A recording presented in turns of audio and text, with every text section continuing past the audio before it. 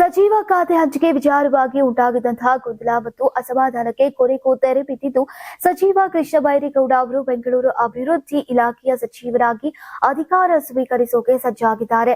BDA ಹಾಗೂ BMRDA ತಮ್ಮ ವ್ಯಾಪ್ತಿಗೆ ಬರ್ತಿದ್ರೆ ಬೆಂಗಳೂರು ಅಭಿವೃದ್ಧಿ ಖಾತೆ ಸಮರ್ಪಕವಾಗಿ ನಿರ್ವಹಿಸೋಕೆ ಕಷ್ಟವಾಗುತ್ತೆ ಅಂತ ಹೇಳಿ ಕೃಷ್ಣ ಬೈರೇಗೌಡ ಅವರು ಈ ಹಿಂದೆ ಅಧಿಕಾರ ಸ್ವೀಕಾರವನ್ನ ಮುಂದೂಡಿದ್ರು. ಆಡಳಿತಾತ್ಮಕ ಸಮನ್ವಯತೆ ಮತ್ತು ಕಾರ್ಯಕ್ಷಮತೆಯ ದೃಷ್ಟಿಯಿಂದ ಕೆಲ ಆಕ್ಷೇಪಗಳನ್ನ ವ್ಯಕ್ತಪಡಿಸಿದ್ರು. ಆದರೆ ಪಕ್ಷದ ಒಳಾಂಗಣ ಮಟ್ಟದಲ್ಲಿ ನಡೆದಂತಹ ಸರಣಿ ಮಾತುಕತೆಗಳ ಬಳಿಕ ಗೊಂದಲ ನಿವಾರಣೆಯಾಗಿದೆ. ನಿನ್ನೆ ಸುರ್ಜೇವಾಲಾ ಅವರು ಅವರ ಜೊತೆ ಮಾತುಕತೆಯನ್ನ ನಡೆಸಿದ್ರು.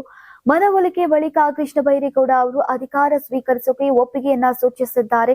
ಇದೇ ವೇಳೆ 5 ನಗರ ಪಾಲಿಕೆಗಳ ಆಯುಕ್ತರು, ಹಿರಿಯ ಅಧಿಕಾರಿಗಳು ಹಾಗೂ ವಿವಿಧ ಇಲಾಖೆಗಳ ಮುಖ್ಯಸ್ಥರೊಂದಿಗೆ ಮಹತ್ವದ ಸಭೆಯನ್ನ ನಡೆಸಲಿದ್ದಾರೆ. ಇನ್ನು ನಮ್ಮ ಮೆಟ್ರೋ, ಬೆಂಗಳೂರು ಜಲಮಂಡಳಿ ಸೇರಿದಂತೆ ವಿವಿಧ ಸಂಸ್ಥೆಗಳ ಅಧಿಕಾರಿಗಳೊಂದಿಗೆ ಸಭೆ ನಡೆಸಲಿರುವಂತಹ ಅವರು ನಗರದ ಅಭಿವೃದ್ಧಿ ಹಾಗೂ ಮೂಲಸೌಕರ್ಯ ಸುಧಾರಣೆ ಕುರಿತಂತೆ ಕೆಲ ಮಹತ್ವದ ನಿರ್ದೇಶನಗಳನ್ನ ನೀಡುವಂತಹ ಸಾಧ್ಯತೆ ಇದೆ. ಇನ್ನು ಖಾತೆ ಹಂಚಿಕೆಯ ಕುರಿತು ಅಸಮಾಧಾನದ ಹಿನ್ನೆಲೆಯಲ್ಲಿ ಕೃಷ್ಣ ಬೈರೇಗೌಡ ಅವರು ಇತ್ತೀಚೆಗೆ ದೆಹಲಿಗೆ ಭೇಟಿಯನ್ನ ನೀಡಿ ಕಾಂಗ್ರೆಸ್ ಹೈಕಮಾಂಡ್ ನಾಯಕರೊಂದಿಗೆ ಮಾತುಕತೆಯನ್ನ ನಡೆಸಿದ್ರು.